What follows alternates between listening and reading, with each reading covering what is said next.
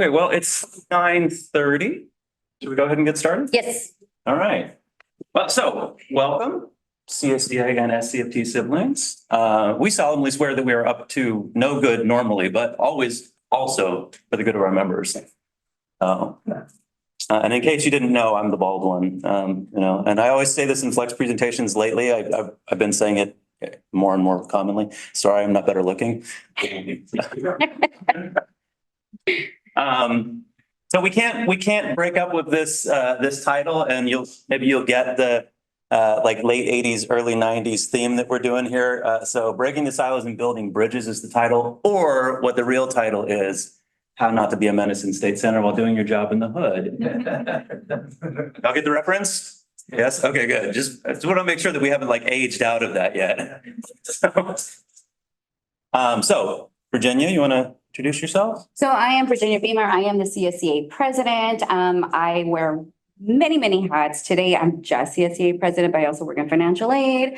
I am, what else am I? I'm RASFA executive team. I do a lot. So, but today let's just focus on CSEA president. And I've been here, I am just starting my 9th year.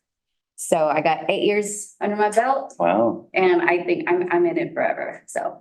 Nice. Not CSEA, just FCC for sure. Yeah, and you actually go back further with FCC, right? Just like me. Yes. Yeah. So, okay, backstory. Thank you. Yeah. I am actually a welfare to work student here at FCC. I started way back in 2009. I did everything backwards. I had the kids first, and then eventually I met my husband here coming to campus, got married, had more kids. And then I really didn't get my start here. That's why I feel indebted and tied to FCC, because I really didn't start adulting or being responsible until I got here and then started making all the good choices. My husband and I decided one of us has to come back because we felt we owe everything here. So here I am. He's trying to come, but I'm like, no, this is my spot. You go pick another spot. So yeah, I really love SCCR. We have a beautiful campus. If you guys don't go out on walks, I encourage you to do so. But yeah, no, I started literally from the bottom, and now I'm here as a president of all of classified throughout the entire district. I enjoy my job. I love being the voice for all of our little peoples that don't have a voice for themselves. I am very outspoken. I am very not afraid to tell administrators how I really think or what my members really think. And I love our students. I love them. If any of them have an interaction with financial aid and it's a good one, I would say 95% of the time it's because of me. So I am not shy about that. Customer service is what I really want to do, because I know retention is something super important to us, and we need to keep our students. So even though I am not an instructor, I feel we have a very positive impact in the financial aid, because if they don't got money, they can't come to school. Mm-hmm. Yeah, absolutely. I think one of the things that we want to drive home, right, is that the institution doesn't function without either of us, right? Without classified or without faculty. Correct. And we're all educators. We're all committed to educating our students. So I'm Keith Ford, and a backstory on me. Yes, SCFT president. This is my 6th year. Yes. But I go way back too. So I started here in '98 as a student, met my wife here. It took me 7 years to finish my 2-year degree. So I understand what it is to be that return, like I dropped out, failed, came back, all that stuff, right? And I've been here now as a teacher. I teach English and humanities. I've been here since 16. So what is that, 7 or 8 years? Yeah. Right. So just a rough agenda, and I'm sorry that those colors are weirdly hard to see all of a sudden. The scheme changed. Oh yeah, I did. Yeah, It was different. Anyway, sorry. Okay, so we've done a little bit of introductions. We'll do some more unblurring the lines. We're going to hit classism and how to break it. Spend a good amount of time there, and then do good trouble and better results, and then continue the conversation. That is as professional and as organized as we will get. Yes. Yeah, we're going to keep this loose. Yeah, we're union folks. There's, Yeah. So CSEA, we are the California School Employees Association. I love CSEA because saying that is it's a mouthful. It's not just, it's all school employees. So we go through K-12, it's community college. At the last conference, I learned that we were doing some universities, and I was just, oh, that's great. I learned about how CSEA works over there at Fresno State, and I was just like, that is gross. So we are super lucky that we have a faculty union and a classified union, because over there, they have classified union, but it's broken up into several departments. So maybe the technology department, they'll get a raise, but admin and student services, they won't. So I was like, what is even wrong with you guys? How are you guys able to do that? So anyway, we were super lucky that we have that here. Some of our numbers have changed. We actually have 641 eligible members, of which 533 are active members. So that's about 83% of our entire eligibility. More people are coming back, especially now because we got them awesome raises, we got the remote work, we got all this other stuff in our last contract, which was one of the best contracts that we've gotten in a very, very long time. And we'll talk about that later, how you guys ended up reaping the rewards of that as well. So yeah, that's it. Great. And SCFT is a local organization, State Center Federation of Teachers, which the national umbrella is American Federation of Teachers. 2.1 million members, primarily educators, all the way from TK through the university level. We also have some nurses, but primarily TK to university. Here in California, our state level affiliate is the California Federation of Teachers. We have 85,000 members. And then here at State Center, we have 1,504 part-time faculty, of which there's 710 members, and then we have 727 full-time faculty and 641 members.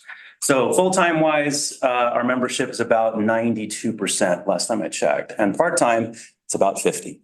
Part-timers come and go, it's hard to track, and we're constantly trying to organize them. So we didn't realize that there wasn't a whiteboard. We brought ours. This actually whole back part is a whiteboard. Okay. Yeah, when they redid this room, I was like, this is pretty amazing. I can draw some like, anyway, graffiti of this place. So we have red for negative and green for positive. And do you want to pick positive or negative? Negative. Okay, you take the red. Yes. I'll do the green. So we have, Alessandro, do we have any classified in the Zoom? Yeah. Okay, so I think if it's okay, let's just like shout out positive interactions. I'll write those down. Virginia will write the negatives. Of the other side, just, and then if. Not so much interactions, it's perceptions. Yeah, sorry, perceptions or experiences, yes. So I have an old perspective that I used to, and what we're thinking is I classify to faculty, faculty to classified. So Sorry. I used to think that faculty, when you guys all just like left after class, after your winter break, no summer, and I was just like, we're over here working, trying to manually fund all these students for the summer. But in actuality, after getting to know a lot of faculty, I have a lot of faculty buddies now, thank you. You guys put in a lot of work when, creating your syllabus. Some of you guys have to create a whole new class structure. A buddy of mine had to redo his whole, what is it? What do you guys do? Your shell. Canvas shells, yeah. Well, not only that, but try to redo your whole class structure, period, because to count for AI and then the ability for students to cheat and stuff. And how are we going to do that to track it and stuff? So you guys actually spend a lot of your free time not getting paid, trying to create something. So that is a perception that I used to have that is now gone. But so that's what we're kind of looking at. And people are looking at, oh, classify, you guys are lesser than, you guys aren't as educated, you guys aren't as this. And so those are some of the things that we want to do. So what we're trying to do here is write down some of these misconceptions that we may think of the opposite classified and faculty, and then maybe try to debunk some of that stuff and give you guys a better understanding of what we are actually doing on the opposite ends. So this is the part where you talk. Yeah. Interaction. Oh, it does move. The camera moves. It's like, where are we? You guys are on camera now. Okay. So no, please feel free to just say anything. And it could be like, oh, I heard somebody said this. It could be really you, but just disguising it as somebody else. And it is perfectly fine. No, this is to help us understand one another and why we actually need to continue breaking down these silos and actually start working with each other. I'll speak up. Thank you. I mean, I think that sometimes classified staff that I know thinks that I don't know how valuable they are. I feel like our work constantly, and it should be this way, I think we that's- constantly Well, make sure that we that's give a each other positive, I kudos. think. I think it's both, right? Okay. Yeah.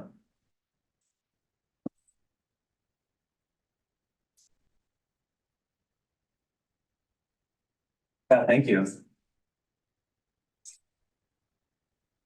I didn't know if I wanted to do print or cursive, and I normally like doing cursive, but somebody told me only serial killers write in cursive these days. So I was just like, that's a myth I'm debunking. I am not a serial killer. I am a repeat offender of trouble, but not a serial killer. Yes. What I find sad is that, different divisions don't know what their classified staff do. Mm. You know, Yes. even classified staff, you know, I get a lot of questions like, well, what do you do? Yeah, that's true. Negative connotation. Yeah, and that's an interesting feature of classified work, right? I mean, Virginia, how many classifications do you all have? That's a naughty question. So even within the financial aid office, we have our office assistants, we have our office specialists, we have a financial aid assistant, financial aid specialist, our analyst, and then we have our manager and then our director. So that's 7 different classifications within our system. So, and then our financial aid assistants cannot do the evaluation, determination of that a classified specialist can do. They can answer general questions, but they can't complete a file. So when we have these, we're like, well, aren't you? No, yes, I am a financial aid specialist, but I'm not, I'm an assistant, not a specialist. And they're just like, well, what's the difference? There's a huge difference. So unlike, our Yeah. faculty counterpart, where You have 4, right? you're an instructor. And really just 2.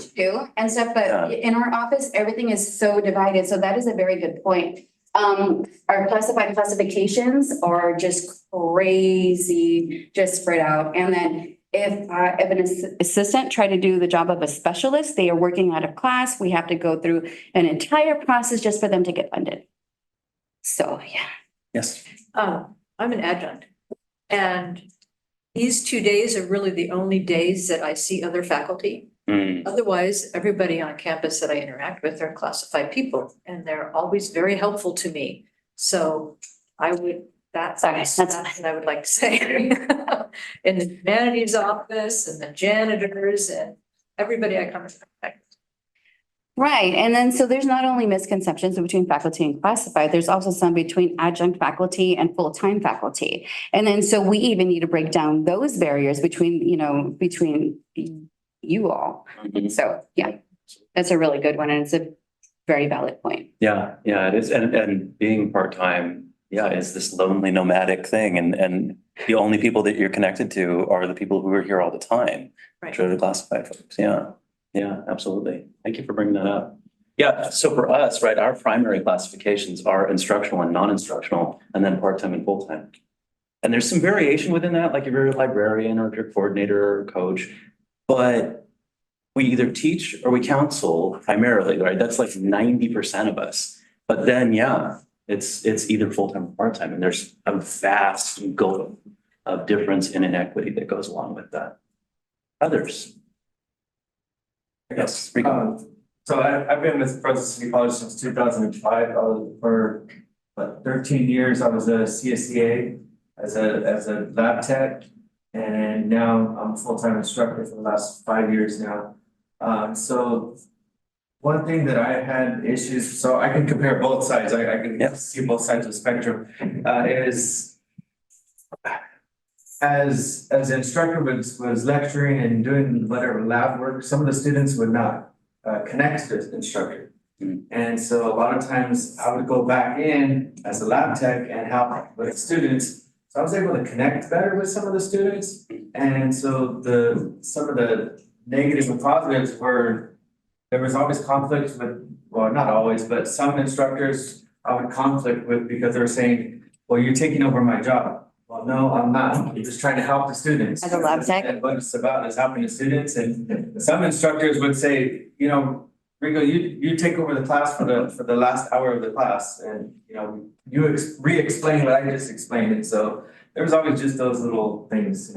I know I shouldn't have said that because I might get in trouble. But it's just. We're working out of class. It's just the connection process because, you know, where's the line of being able to help students versus just doing what I'm supposed to do, this is jobs. Yeah, you know, yeah, you know what you're, you know, we're gonna keep that going.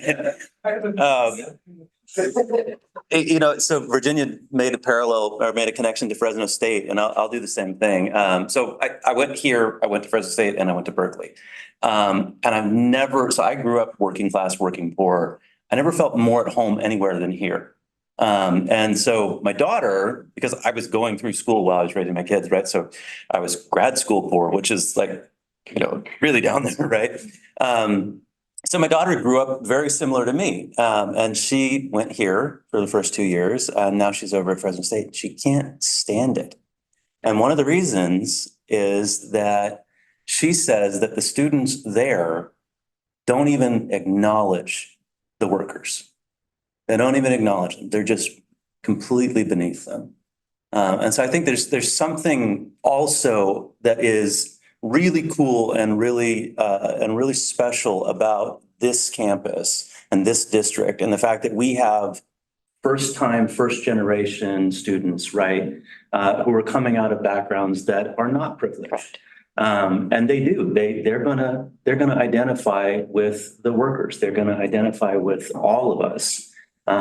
Because that's where they come from. Yeah.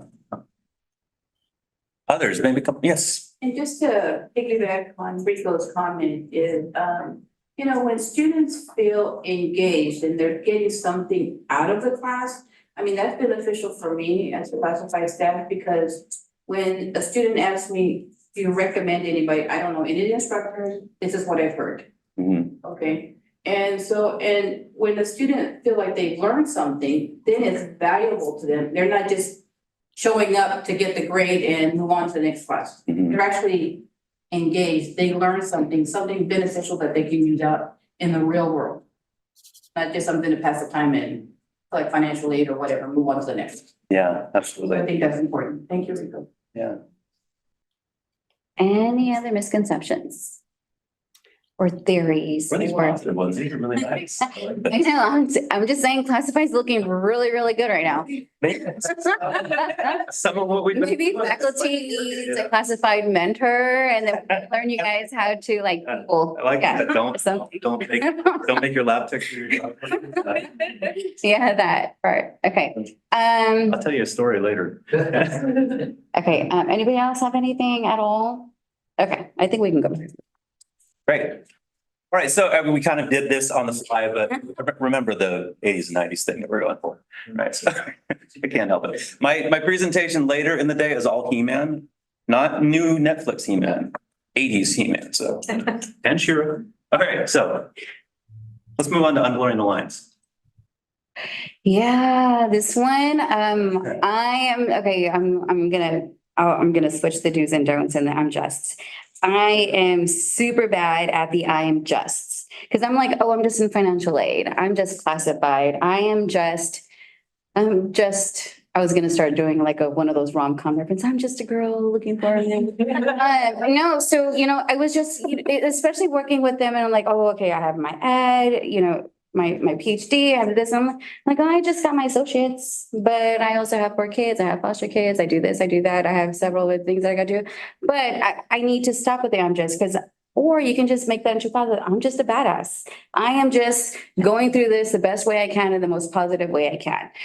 So the I'm just is just like, don't limit yourself, don't belittle yourself, don't demean yourself by saying, I'm just this, I'm just that. I'm just somebody in the financial aid office that has helped a ton of students have a positive experience, want to come to class, and then, you know, give them the best advice that I can. I just helped somebody else.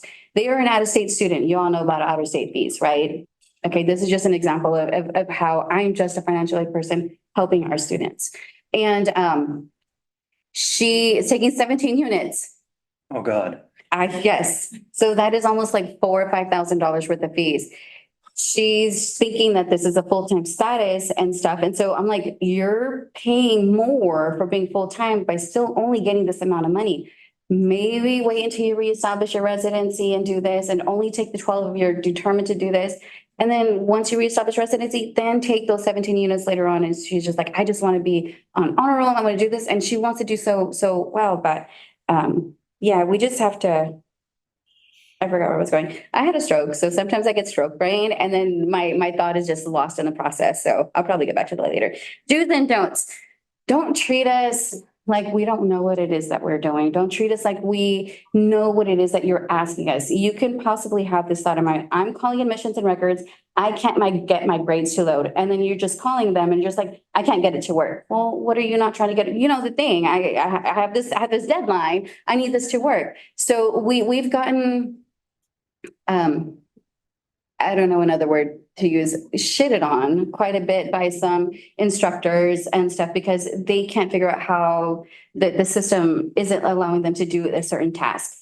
That is not us. That's most, you all know how colleague is, the first week of school and stuff. So it's just, don't assume that we know what it is that you're thinking. So please just explain, just please be patient with us. We also try to stop, take a break, not take it personal, and then try to find what it is that you're actually asking us to do. A lot of classified actually have master's degrees. They've gone to get their PhDs and they're doing this education, but sometimes we stay in the roles that we are because we feel we are more beneficial. I have an opportunity to move up and promote and go to other campuses. I choose to stay here because everybody know, again, I feel I'm super valuable to our students where I'm at in my position. I don't want to be an analyst. I don't want to be a manager. I don't want to be a dean or a director. I want to work with students and I want to try and help them get through school because I was that student who came in, didn't know nothing, who had kids, who had a part-time job and did all this and stuff. And I feel I'm where I'm needed. So sometimes we have a really love of this job. And so please just take a little bit of time. We're trying to get through the same messed up system like you guys are. And so yeah, those are my do's and don'ts. What are some of the internal struggles and misconceptions? We talked a little bit about it, but yeah. Where are we at next? Is that still me? It's still you. My gosh. Autonomy and scheduling, power. I mean, we can come back to it if you Yeah, want. let's go. I've talked. So, I mean, and you already talked a little bit about this, right? But some of the misconceptions for us, I mean, off contract does not equal not working, right? We're always working, always preparing, always reading, always learning new things to bring to our students. Prep and grading, especially if you're part-time, you don't get paid for prep and grading. Yeah, that's like, we're working on it. We're going to keep working on it. And then internal divisions too, right? I mean, so there's, we have not just a division between part-time and full-time, which is very substantial. And we need to overcome those equity gaps. And we've been working on that and made some really good progress. But we also have internal divisions between instructional and non-instructional. So just, it's about 82% of us, district-wide, about 82% of us are instructional. The rest are some kind of non-instructional. Now, about 90% of that rest, 85-90% of that rest are counselors. And we fail without them, right? We fail without them, but we don't really understand. Unless you're a counselor, you don't understand what a counselor does unless you're in classified and you work more directly with them, right? But they brought, I mean, just at FCC, right? In the last 2 days of extreme registration, they brought 1,000 students, 1,000 new students into the school. And so they're the ones boosting our enrollment, right? I mean, once they get into a classroom, it's our job to keep them, right? But classified and counselors work together on extreme reg, and they're the ones that bring them in, right? I'm gonna not presume to speak only for the adjuncts here. I was a part-timer, but I want to open this up. What are the do's and don'ts? Yeah. What I like to do is, recognize the faculty, because I know when I get phone calls, Mm-hmm. I'm at the Welcome Center. So I'm part of that reg team. Yeah. So You rock, by the way. we do. Yeah, you rock. Part of our staff, but, I'd like to commend the instructor because I know how busy you guys get, and so when I get the phone call and students are complaining, well, the instructor's not doing this, the instructors, I emailed them and on and on. I think, you need to give them some time to respond. They're inundated with emails. If it's been, this long, then let's communicate with the divisions. Maybe the division can help us find out if there was an issue with the instructor. Yeah. Maybe they're sick, maybe, whatever. Mhm. So, I'm defending you guys, we want to keep you. I appreciate that. Thank you so much. So I think we've got at least 4 or 5 part-timers here. What would you prefer people don't do to you? Not just, and we're not talking about classified necessarily, we're talking about our own people as well.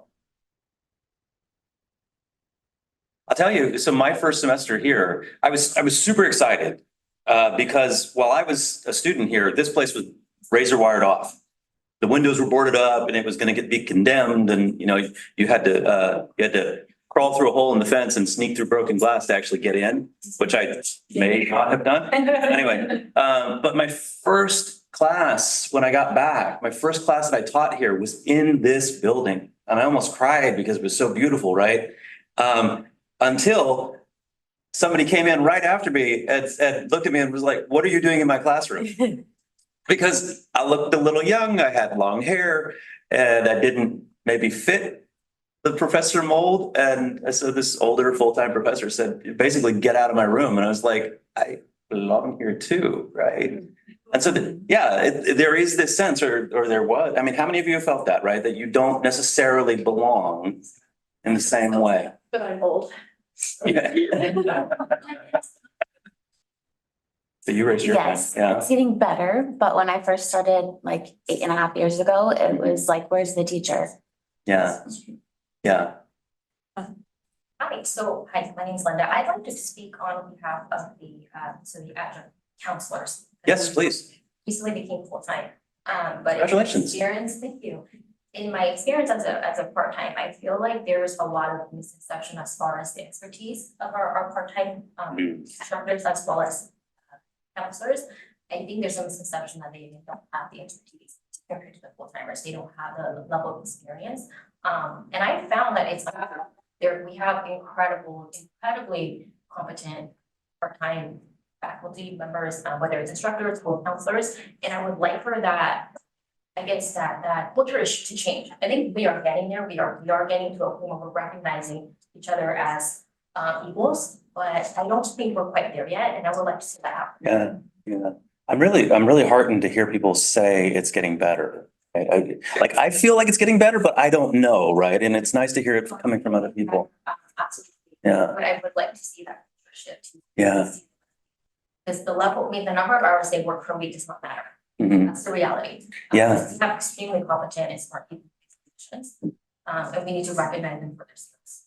More so than the number of hours they're on campus. Yeah, absolutely. Sorry, I want to carry on to that too, is we have to have the same education level, we have to meet the same requirements Correct. to be Yeah. in that position as adjunct, as a full-timer open too. So like you said, our hours don't make change. Yeah. Yeah. The last time I looked, actually, our part-timers are more likely to have a PhD than our full-timers. A lot of Really? Ooh, right? Yeah. A lot of our part-timers have PhDs. And I'd like to add that we lead by example. So if we are treating those individuals as worthy as they are, Mhm. or should be, we all have that need to be recognized. Yeah. Because you're adjunct or whatever the case might be, doesn't mean you're any less. I mean, so we, whatever position we are, we want to make each other feel worthy of just being here. Yeah. We're showing up. Yeah. Absolutely. Good job. May I jump in? Because Sure. you're talking about being here and showing up. So you were like autonomy and scheduling. And I'm just like, oh, it was hard talking. I get like super nervous and I start babbling. And then I start like, She does way better than she thinks she does, right? I can people. Yeah. So when it comes to scheduling and autonomy, we work 8 to 5, Monday through Friday, all year. The only week we get off is that last week of the new year, from Christmas to New Year's Day. Other than that, we have to request vacation. Per our contract, our managers have 20 days to approve or deny them. So we don't always, even though we put in for vacation, we have blackout days, right? Admissions and records, financial aid. We cannot take the week before or the week after semesters, because those are our busiest 2 weeks. Sorry, I lied. Those are our busiest time. So we have our own blackout unless we're getting married or we're in the hospital or children are like severely sick. We can't have that time off. And so that's like one other thing. It's us. We're more jelly that you guys get the summer and then the winter breaks off. And then, but we know you guys still work, and I do everything I can to help change that perception, especially after knowing, asking questions and knowing and stuff like that. So, how many? Again, I did ask before we started, but how many people in here are classified? Two. How many are classified online? It was what, one? One. Okay. No, and that's okay. So the reason that is, I was literally working all the way up until 15 minutes before I met Keith to come in here. As soon as I get back to the office, I have to go back and I have to continue funding my EOPS students. Their book vouchers and all of that stuff. Girl, don't even get. I know. So We're all educators. yeah, no. And then I had my count hour at 8 o'clock. So I have to ask my boss permission to be here as CSEA president to help give this presentation. I have another one later, and then part of that is my lunch hour. And then, so everything that we do, we have to ask for permission, especially during our workday. I have some leniency because I have a badass director who's super amazing, but I'm also CSEA president, so I get union release time.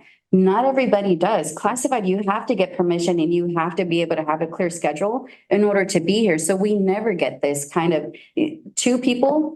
That's about what's expected. I'm going to try and attend a session from Zoom, from my computer, as I'm working on other stuff. So we don't have that same luxury of being able just to pop in and pop out, except for my Susie, my girl. She's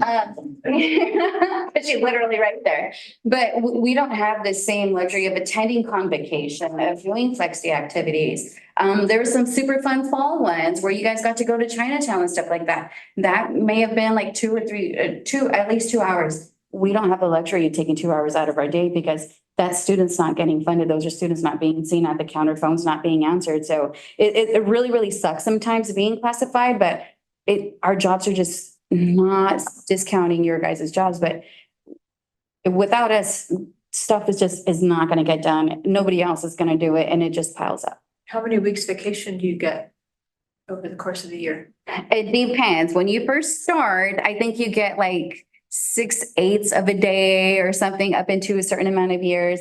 I'm finally up to, I think, 12 hours every pay period, every paycheck. So, you have to put in your time in order to build it up. But again, we get. Cap out though too, don't you? We do. Yeah. And we have to pay out at the end of, we can't have more than 2 years worth of sick time or vacation saved because it automatically gets cashed out. But then again, we can't always just take vacation when we want to because we have so many responsibilities. So, and if you're short-staffed, good luck. Mhm. And we are short-staffed all the time. So. Yes. I have a comment for you. So we appreciate you in EOPS. Sunny. Oh, he's just saying that because he's my buddy. He wants me to buy him lunch. Love you. I said it first. It's lunch too. We need to buy you lunch. Okay, I want to just touch on one more thing from this slide, and that's there's also the I'm just when it comes to our part-timers, when it comes to our part-time faculty, right? I'm just a part-timer here. And then there's that sense, which I'm hearing is getting better, which is good, right? Because we've been working on this. There's that sense that because I'm just a part-timer, I don't belong. Right? And nothing could be farther from the truth. And here's a really, really good illustration. So we saw that the numbers, right? We have 725 full-timers and over 1,500 part-timers. Okay. But what percentage of the instruction do full-timers do? What percentage of the instruction? Less than 50 is. Less than 45%. Yeah. So I'm just a part-timer who contributes to more than half of the student face-to-face instruction time in this district. Without classified, this district would fail and we could not do our jobs. Without part-timers, this district would fail and our students would not have people to teach them. 55%. So there's no I'm just there.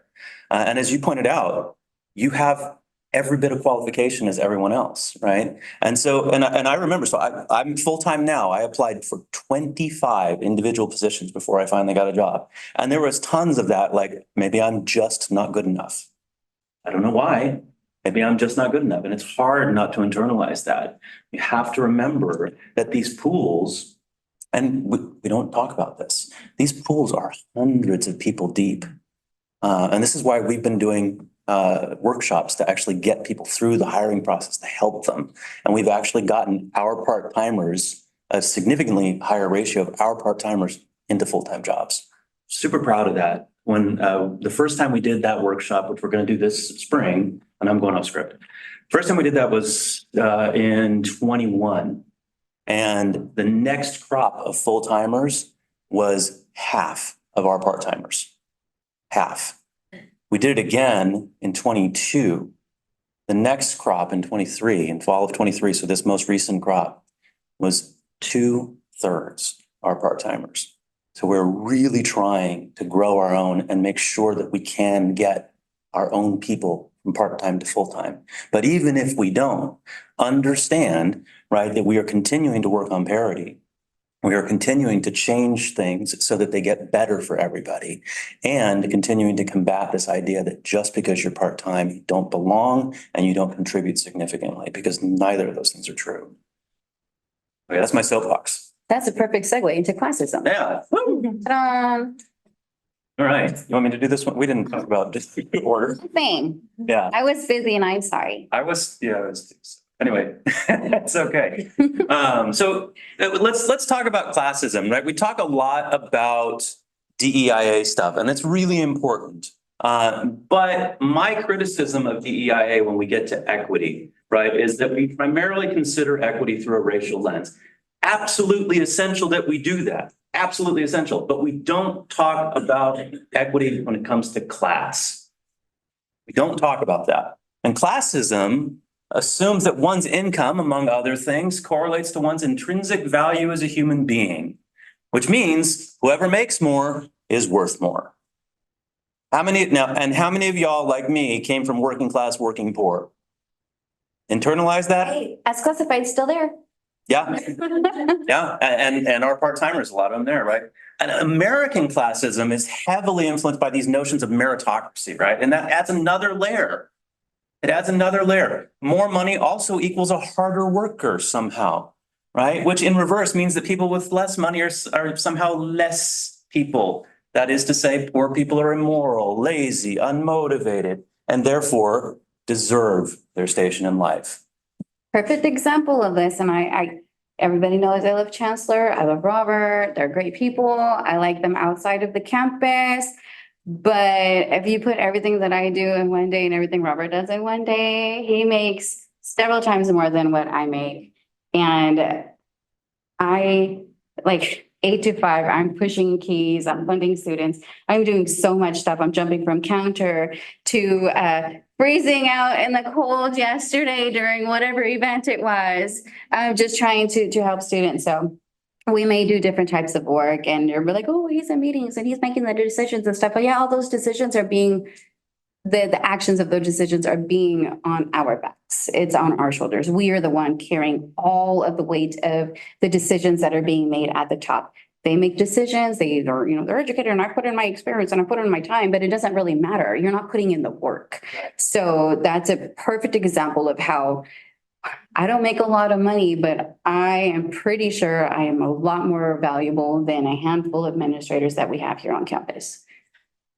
I'm tooting my own. I would agree with that. Yeah, Too. I would agree with that. Sorry. And actually, so I'm going to jump around here a little bit because this is a perfect, we have done this presentation before because you can tell, like, we just transition into things, right? So I want to point out this second part of essentiality, right? So yeah, a huge part of, college revenue hinges upon FTES, which basically correlates to students that the teachers teach, right? But, and this was, so back in like 98, right? Anybody remember Don Larson? No? Okay, I'm getting old. Yeah, oh, good, thank you, right? He was super cool. He was a history teacher, it was about this tall, right? Always wore the bow tie, the suit, right? He was super dapper and he would walk in and just go, "Where was I?" And somebody would look at their notes and they'd tell him, and then he'd just launch into story time with Uncle Don, right? And he wouldn't miss anything, and it was all from the book. He had no notes, just in his brain, right? He used to like to say, a faculty member can go on sabbatical for 6 months and no one notices, right? But if a custodian takes a week off, everyone notices. It doesn't even have to be a week. It can be 2 days, Well, and do you remember, I think you told me about this. You remember there was an all admin retreat. Was it last fall? Or the spring? Sorry, my face does things by itself. I apologize sometimes. I think it was in the spring. I can't remember. Anyways, but this is the point. Spring or fall, they were all gone. No one noticed. Nah, Like, we didn't know. We found out after the fact that they just checked the fuck out. Sorry, right? They just checked out for the entire day. They were gone. And you know what? Everything happened normally. We're the ones that are needed, right? Sorry. Okay. I'm sorry about the profanity. It's a union thing. This is why I was just like, wait, we're doing a hybrid. That means we're being recorded on Zoom and people can see us like other places. Yeah, naughty. So nearly all faculty are required to have master's degrees, and competition makes a doctorate more likely, right? More of our part-timers have PhDs than ever before. That's 6 to 10 years of higher education, an average of $65,000 in debt. And folks make full-time around the age of 33. Most classified jobs require an associate's or a bachelor's degree, and folks enter into that sector around 27. They start their jobs earlier. That upsets me so much. So yeah, some of our positions, our analyst position, for example, requires a bachelor's degree and like 4 or 5 years experience working in financial aid. I've been on hiring committees for upper, deans, directors, and all this other stuff. Well, you need a bachelor's, a master's preferred, and a PhD is even better. And then less is required of them to do these higher paying jobs, but like, oh, well, you need at least 2 years experience and, a VP level or a dean level or higher. Like, well, we can never get to that because we're still working on doing this over here. And because we're not buddy and rubbing elbows and know somebody, we are not getting these positions. So yeah, I should probably shut up. I'm going to shut up. Nothing happened. Because it's true. Very much so. But coming as me, it kind of looks like insider information, but this is well known. Yes, everybody in here knows that that's how you get. Okay, thank you. So yeah, it's kind of disheartening that we have to go through all of these things to do all of these jobs. And then when I'm looking at everything up and I'm just like, wait, a master's degree and any type of master's degree, and this field is nice, not required. So it's if y'all get a chance to be on a hiring committee, if you do it once, twice, and you'll just start seeing everything, and it's ridiculous how it looks. Outside of your discipline, right? Yeah, if you get a chance to be on a hiring committee for a administrator, it's interesting. So something happened here with the transfers, but so the income in healthcare. Oh no, it didn't. I'm sorry, I updated it later. But okay, so faculty make an average of full-time faculty. That's full-time faculty make an average of 107K per year. Okay, that means that the annual healthcare premium is $5,040, which is equivalent to about 4.8% of your income. Full-time classified staff make an average of 65K per year. Okay, and most classified professional pay, healthcare premiums cost equivalent to 14% of their annual income. So I want to I'm going to take that part out of the slide because. The next slide. Okay, I'll shut up. I'll let you do it next. Yeah. Thank you. And Virginia already kind of alluded to this, but most full-time faculty work 177 days. Now it's 178 per year. Faculty are required to work an average of 40 hours a week. Most of us work at least 60, right? Including part-timers.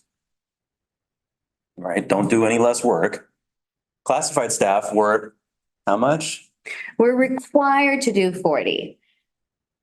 Beginning of the semester, summertime especially, primary terms, and I'm speaking in financial aid because this is what I know. Every day that I've worked here has been in the financial aid office. So I'm going to speak to what I know. 1 month I put in at least an additional 20 hours of overtime on top of the 40 hours that I had worked. I have to fight some of my classified. They're like, oh, let me just do this. Let me just do that. I'm just going to go ahead and get started and not report overtime. We're putting it because we have such a heavy workload that we're constantly just we're trying to get on top of it, trying to get on top of it. We can never get on top of it.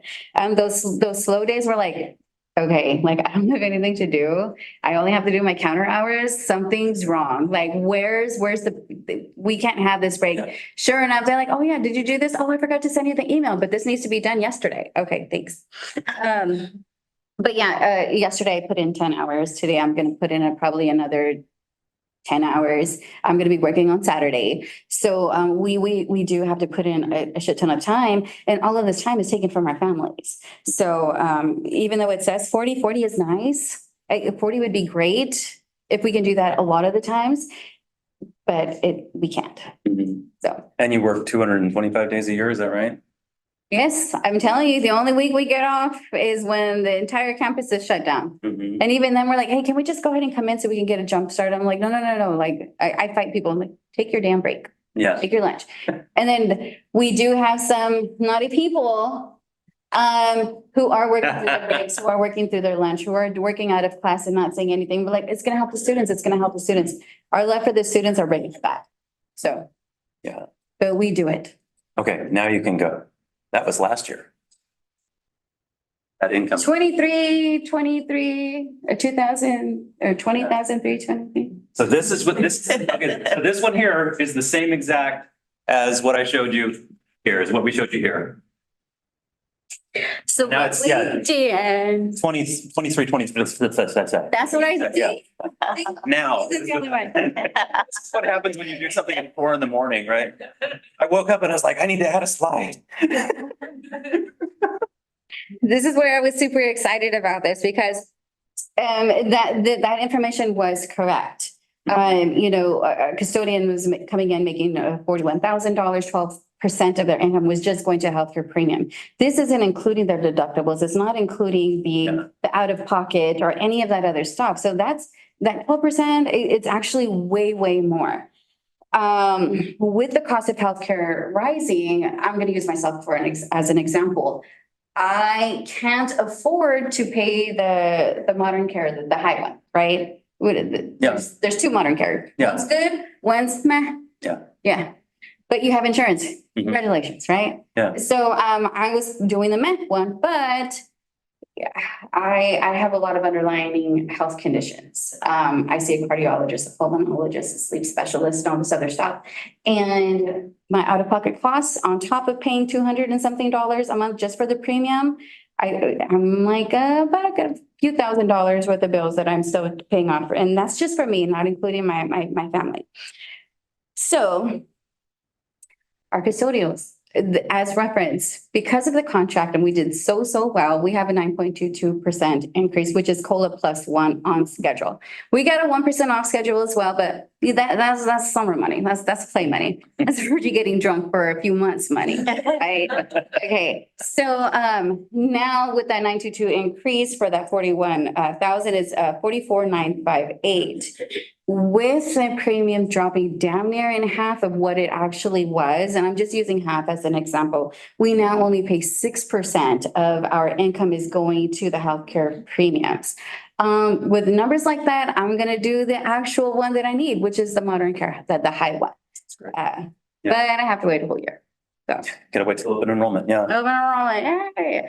So that's some of the things that we were able to do.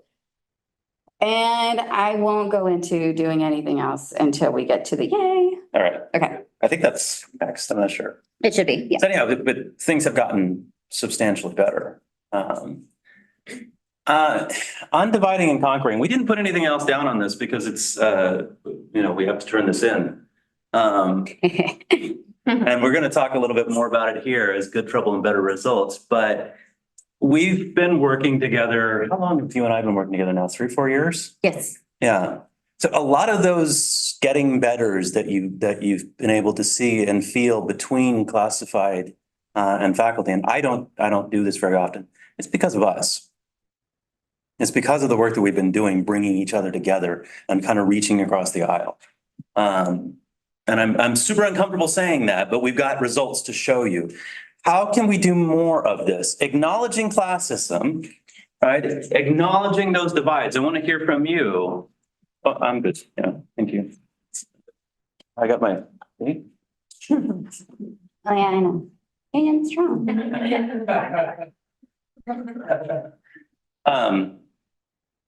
How do we do this, right? How do we undivide? How do we conquer? And by conquer, right? By conquer, I do mean that. Let me spell that out a little bit, even though it's being recorded, right? Let me spell it out, even though it's recorded. We matter more than the administrators. Classified and faculty matter more to the institution on a day-to-day basis than the administrators. Now, I have a lot of administrators that I'm friends with, that I respect, and they do good, meaningful work. But they can check out for an entire day and everything goes forward. And nothing would happen without our faculty, and nothing would happen for our faculty without our classified. And our students need educators in financial aid, and they need educators in the classroom, they need educators in the counseling offices. All of that, right? When we all come together, we can decide what kind of institution we want this to be. We have tremendous power. So there are 3,500 employees in the district, 3,500. 3,100 of them are us. Let me say that again. 3,100 out of the 3,500 people that work here are us. Imagine what we could do if we shared each other's values and shared each other's agenda. So here's just a goal, just some results. Go for it. I like. Holding it in this whole time. I like that we both have gone through several stages of hair. Yes. Throughout our relationship. Mine went from super short to now I'm growing it out. And then his was super long to super short. So and just to kind of go back onto that last slide, you don't have to click the button unless you really want to here. Click happy. Yeah, okay. So Keith has tried to reach out to other CSEA presidents before. And so I don't think it's just us meeting together. I think it's the right people with the right personalities coming together, being able to want to build that connection to move forward and have that same vision. It's not just, okay, I'm the president, you're the president, we have to do this and that. It takes. I get along with a lot of people. I love people. And so I can people well. That's why I say I can people well. I can talk to you guys and that's perfectly fine. This kind of throw me off a little bit because I don't know who's on there and I want to see who's looking at me, right? But yeah, so when he came out, he's just like, hey, can we get together? Can we have a conversation? Yep. Is there alcohol involved? There can be, yeah. And how long do we need to be? Because I got to clear my schedule. And then, and so ever since we started talking, then we started, this is my vision. What do you think? Fuck yeah, I'm in. You're all now too. We're bad at each other. Very, very bad. And so, and then now it's him getting that buy-in for everybody. It's me going to your executive board meetings and your general meetings, introducing myself and saying like, yes, I'm in with you guys. Let's do this. It's him coming to ours. We now have joint executive meetings at least once a semester. Every 3 months we try to do it. Yeah. Every so.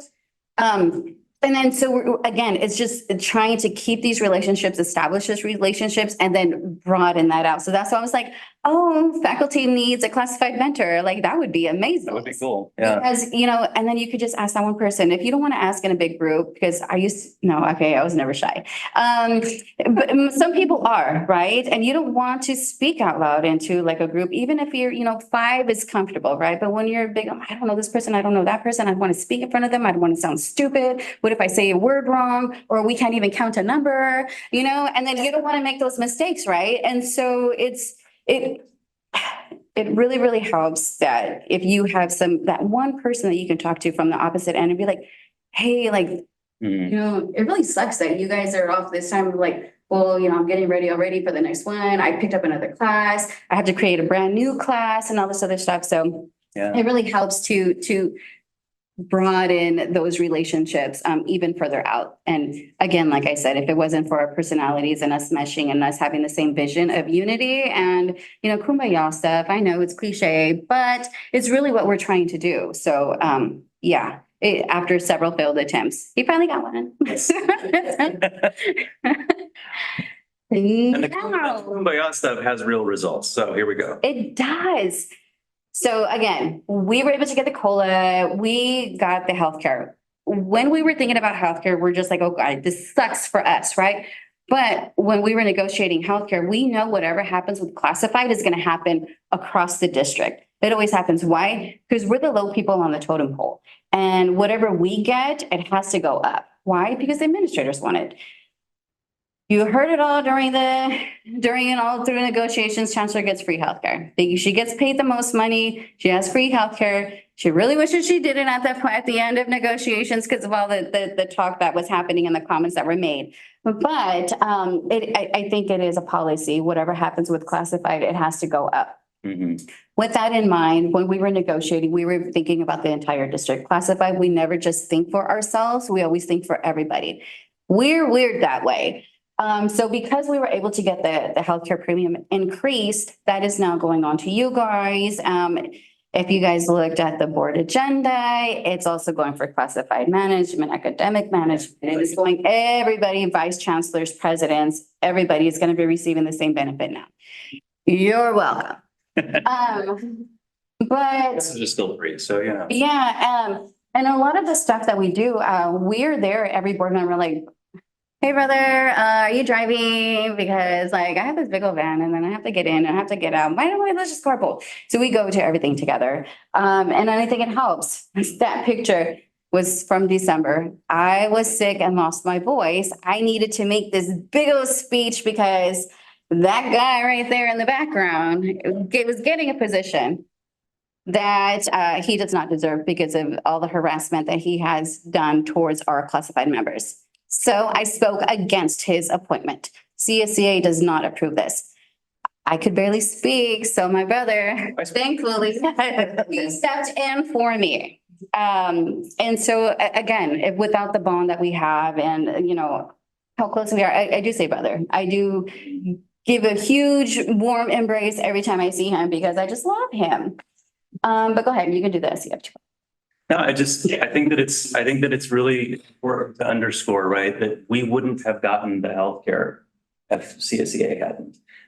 The October board meeting was in Madeira, and I don't know, was anybody there? No, holy cow, it was amazing.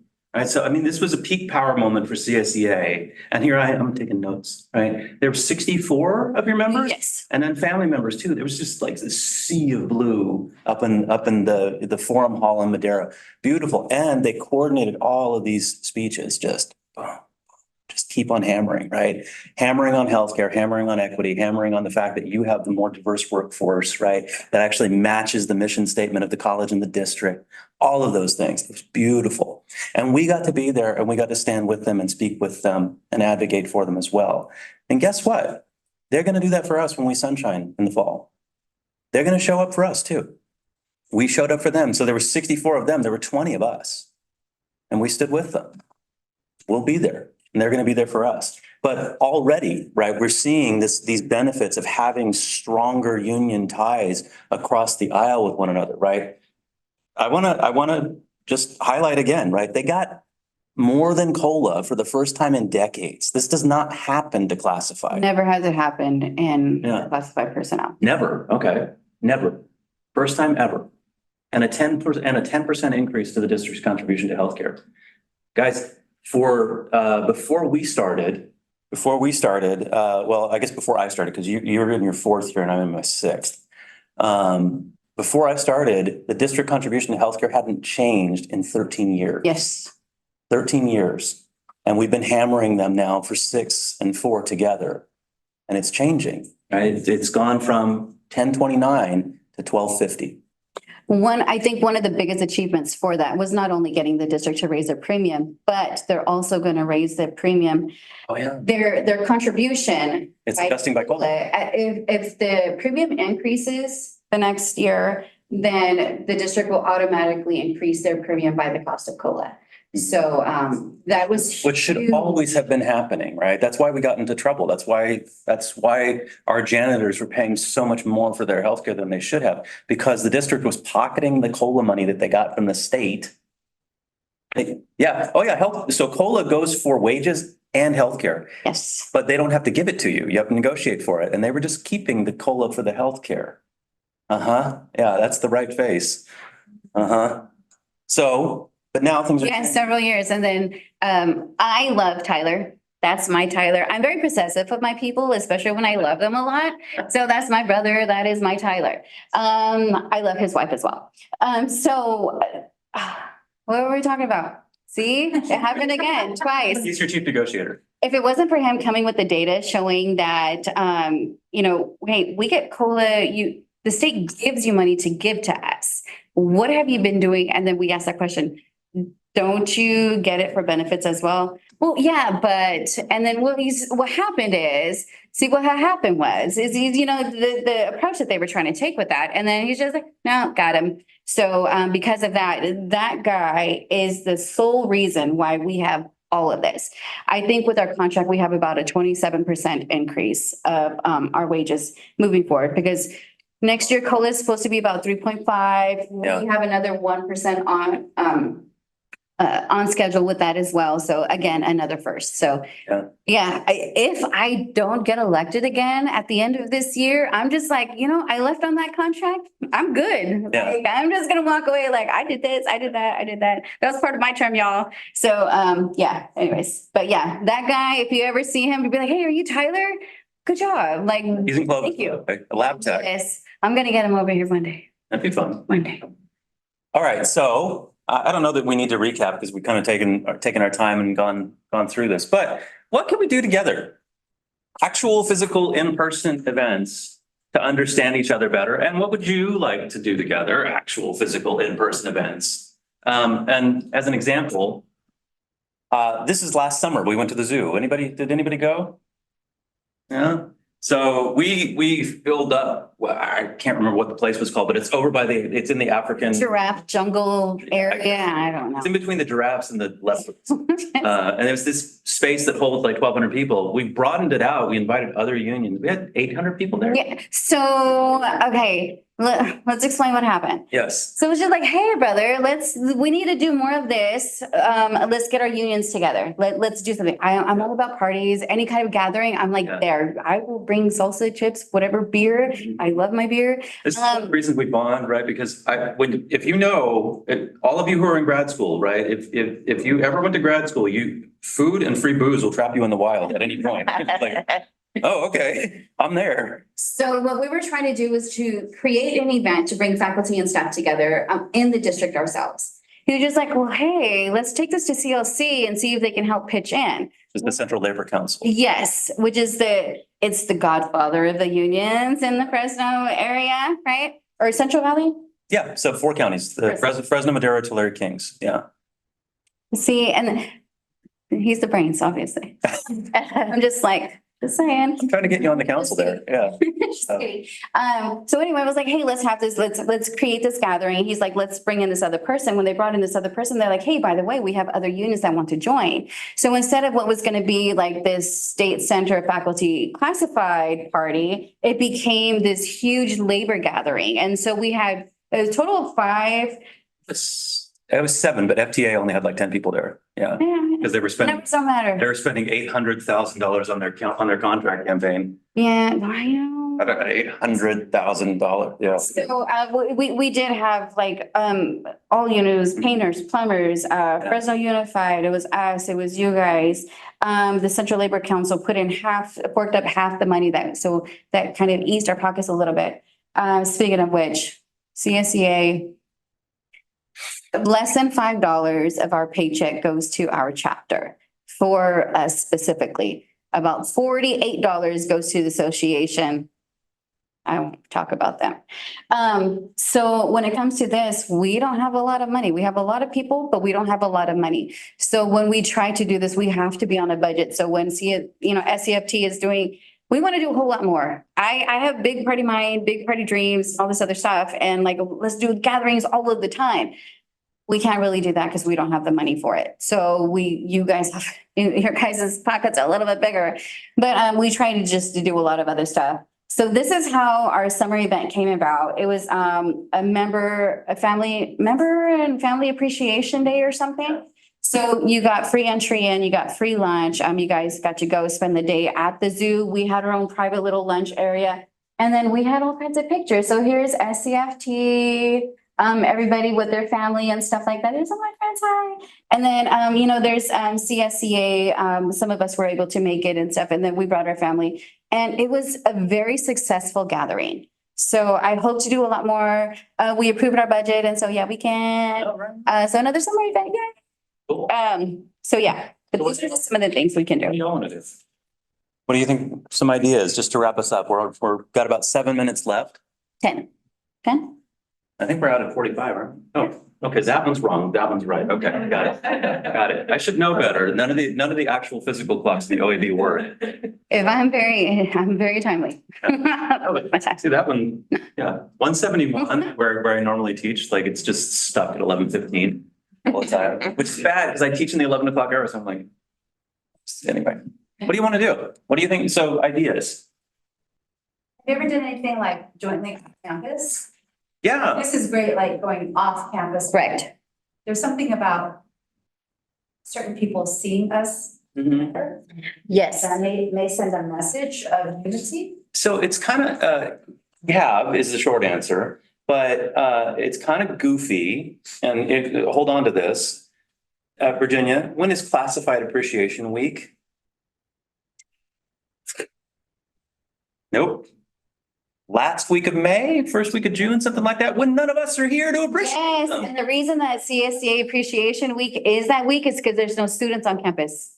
Classified cannot have a day off, a vacation, a holiday if there are students here. If there's any student instruction or if we do not specifically say it is closed for students, Mhm. we have to be here. So there's no way right now, right? So we have been sponsoring, like we get donuts and coffee and we're out there. Our union executive officers are out there handing out donuts and coffee to our classified siblings. And that's a way to appreciate them. But there's no one else here to see that. Yes. And so maybe what we need to do is actually, bomb the offices, right? Get faculty volunteers to go places where classified are and say that we appreciate it while you're actually all here and while we're actually all here. And the hard part about that too is just like, okay, if we do it here it's not just coordinating it here at Fresno, it's all of All the campuses, campuses. yeah. And then guess who's being left out are people over at the district office. So they already feel like, they already feel like they've been abandoned or they're forgotten a lot of the times because they're not on campus. Like, well, we don't work with students. That doesn't apply to us. Well, you're still part of classified. You're still, you guys have no, it's just classified and confidential over there. Yeah. Confidential, they're just like, we were. There's a couple of coordinating faculty over there, but not much. Really? Yeah. it's like- That's interesting. We'll see, but even then, it's really, really hard because like, oh, well, Clovis did this. Well, Fresno City College, we didn't do that. And so it's super hard to coordinate, but I'm all for a gathering. You just tell me where and when, and I will help however I can. With that being said, Clovis has an opening day ceremony and they have one day where all classified get to do something. We don't have that here. Oh, that's nice. Yeah. Please. Virginia, we do have classified now, at the district office, they're downloading our application. Yes. They're, I said there's classified and confidential, and he said there's like 3. Yeah, there's not very many faculty. Yeah, There used to be a few more. yeah, I communicate a lot with email with the staff there, so. yeah. Yeah. But it's just to have them be included here. It's just like, they always feel forgotten. It would be, I mean, it would be interesting to try to do that every day though, like Clovis does. So let's talk to Robert, right? I mean, well, so one of the fun ways to get, so the presidents are super competitive. And so if we can go, hey, dude, Clovis does this. You don't. You suck. Right? Right? If you don't do it, you suck. And then they'll be like, oh, I got to do this, right? Now, normally it's with like athletics, right? They're always competing with each other. Right. But we can compete with how they treat each other too. So let's talk to them. I like that idea. Other ideas? So if we were to, you got me on this, like, hey, let's have a gathering here. I'm like, okay. If we were to I do like that, that idea too. to come. That's the other thing. We've created, we had, how many tickets did we have left over from the event? We bought 200 tickets and we had, I think, 30 unclaimed. Yeah, and we had, about the same amount, 150? Yeah. And then we had 60 left over. So we do these things, but again, here's a free event. You just come. And I was like, man, I'm okay. Yeah. Like, no, this is completely fun. Everybody had a great time. There was. Was sold out, or it was. So what it was is like a first come, first serve. Mhm. And then what I was doing is I was emailing people even the day of. Yeah. My So CSEA. Ours sold out. We had a waiting list and then people dropped out. Yeah, just didn't show a day of. And so, I mean, there I am calling people. I'm like, hey, you can get over here. I have 6 tickets. And so what we ended up doing, we just gave them away for December again. It was, what was it like? It was like 105 that day. No, it was pretty cool that day. But so we're out there on the concrete with all the other unions, just so until like 11 or 12. And We didn't get to have try to give away the tickets. So My wife was like, I thought I'd have more time to spend with you. And I was like, well. my husband and they're like, are we gonna get like, are we gonna do family time? Or are you gonna do your CSE thing? I'm like, no. We have to greet everybody to make sure everybody gets in. Oh, and then we have to go and then we have to greet everybody and then make a speech. Oh, and then we have to take pictures and stuff. I'm like, okay, the event's over and my kids have already gone through the park. I'm just like, And they're all wilted, right? Yeah. and we do, I don't know about you, but I do work 40 hours a week and then I put in the additional overtime and stuff just to get like some of my jobs done. But CSEA, I get calls at 8:00 in the evening because we have distressed people. And some leaders, they can be like, okay, here's a cap, here's an end thing. But I'm just like, well, I'm kind of a leader. This is what I'm supposed to do. And if you're in distress or if you need some help or if you just have a question, you just don't know and you're unsure, let me help alleviate some of that stuff. Just go ahead and give me a call. All of my newsletters that go out and in my signature, it has my cell phone, my personal email address. So there's like 600 and something people that know all of my information. I don't know everybody's. So, but I think that's just part of the role I have to play as a leader. Whether I do it again next year or not, if I'm elected and approved, then I mean, that's another 2 years. But if not, I mean, I think I did everything I could in as much positive way as I can and be as accessible and transparent. That's a big thing about me. What you guys see, my mannerisms, the way I talk, that this is me wholeheartedly. I don't have a fake chancellor, a fake president, a fake, no. Me, like, I don't have different personalities when I'm talking to different people. Everybody gets the same Virginia. So is what I meant. I didn't say anything. Yeah, thank God. So like I am genuinely myself. It's just too much. It's too hard to try. I'm like, oh yeah, what did I tell this person and what hat am I supposed to wear? What face am I supposed to be, looking? I don't know. So I'm genuinely me. Hopefully you guys take that in and take that into consideration. And then if you guys see me, say hi. If you guys want to go have a drink, text me. So yeah, that's me. Are we done? I think so, yeah. Any other ideas really quickly? 2 minutes. Was this useful, fun, helpful? Yeah. I think there's, Evaluation. oh yeah, that's true. Oh, yeah, we were supposed to say, Susie, we sent for them to do their evaluation. Where is it here? I don't even know. But so just to wrap up, there's a lot for us still to do, right? There's a lot for us still to do to make this place the actual equitable, anti-classist workplace that it can be. And we can do it together. And we've been doing good work so far. So if you're interested in helping, if you're interested in getting involved, if you're interested in just having fun with us, reach out. Yeah, thanks.